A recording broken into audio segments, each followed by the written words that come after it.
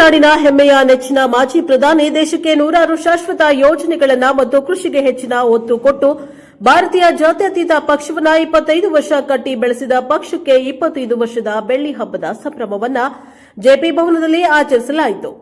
ಈ ಬೆಳ್ಳಿ ಹಬ್ಬದ ಸಂಭ್ರಮಾಚರಣೆಗೆ ಕೊಪ್ಪಳ ವಿಧಾನಸಭಾ ಕ್ಷೇತ್ರದ ಜೆಡಿಎಸ್ ರಾಜ್ಯ ಕೋರ್ ಕಮಿಟಿ ಸದಸ್ಯರಾದ ಸಿವಿ ಚಂದ್ರಶೇಖರ್ ಅವರು, ಕೊಪ್ಪಳ ವಿಧಾನಸಭಾ ಕ್ಷೇತ್ರದ ಎಲ್ಲಾ ಜೆಡಿಎಸ್ ಕಾರ್ಯಕರ್ತರು, ಮುಖಂಡರುಗಳು ಜೊತೆಗೆ ಬೆಂಗಳೂರಿನ ಜೆಪಿ ಭವನದಲ್ಲಿ ನಡೆದ ಜಾತ್ಯತೀತ ಜನತಾದಳದ 25ನೇ ವರ್ಷದ ರಜತ ಮಹೋತ್ಸವದಲ್ಲಿ ಭಾಗಿಯಾಗಿದ್ದರು.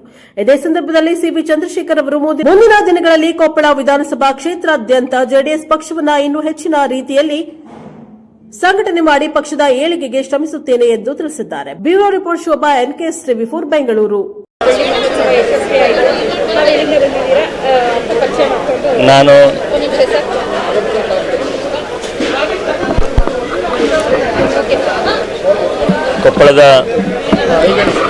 ನಾನು ಕೊಪ್ಪಳದ ಸಿವಿ ಚಂದ್ರಶೇಖರ್ ಅಂತ ಕಳೆದ 2023ರಲ್ಲಿ ಚುನಾವಣೆಯಲ್ಲಿ ಜೆಡಿಎಸ್ ಪಕ್ಷದಿಂದ ಸ್ಪರ್ಧೆ ಮಾಡಿದ್ದೆ. ಸ್ವಲ್ಪ ಮತಗಳ ಅಂತರ ನನಗೆ ಪರಾಭವವಾಯಿತು. ನಾನು ಈಗ ಜೆಡಿಎಸ್ ರಾಜ್ಯ ಕೋರ್ ಕಮಿಟಿ ಸದಸ್ಯ. ಇವತ್ತು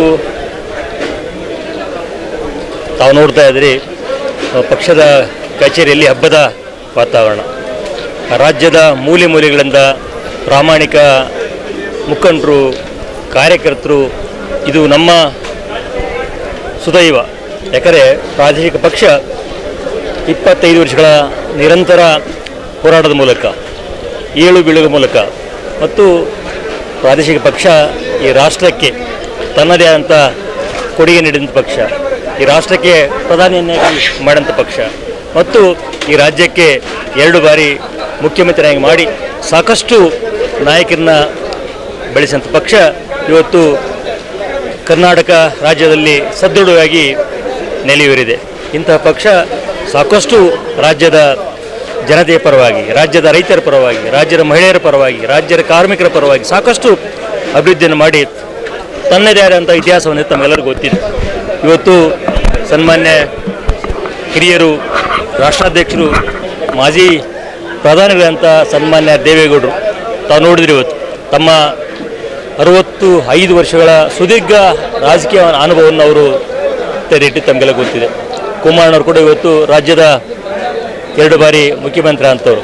ಇವತ್ತು ಪ್ರಸ್ತುತ ಕೇಂದ್ರ ಸರ್ಕಾರದಲ್ಲಿ ಮೋದಿಯವರ ಒಂದು ನೇತೃತ್ವ ಸರ್ಕಾರದಲ್ಲಿ ಏನೊಂದು 2 ಬೃಹತ್ ಖಾತೆಗಳನ್ನು ಹೊಂದಿದಂಥ ಕೇಂದ್ರ ಸಚಿವರಾದಂಥ ಕುಮಾರಣ್ಣವರು ಮತ್ತೆ ಈ ರಾಜ್ಯದ ಜಾತ್ಯತೀತ ಜನತಾದಳದ ರಾಜ್ಯಾಧ್ಯಕ್ಷರಾಗಿ ಸನ್ಮಾನ್ಯ ದೇವೇಗೌಡರು ಮತ್ತು ರಾಷ್ಟ್ರಾಧ್ಯಕ್ಷರಾಗಿ ಇವತ್ತು ಪುನರ್ ಆಯ್ಕೆಗೊಂಡಿದ್ದಾರೆ. ಅವರ ಒಂದು ನೇತೃತ್ವದಲ್ಲಿ ಪಕ್ಷ ಇನ್ನಷ್ಟು ಗಟ್ಟಿಯಾಗುತ್ತೆ.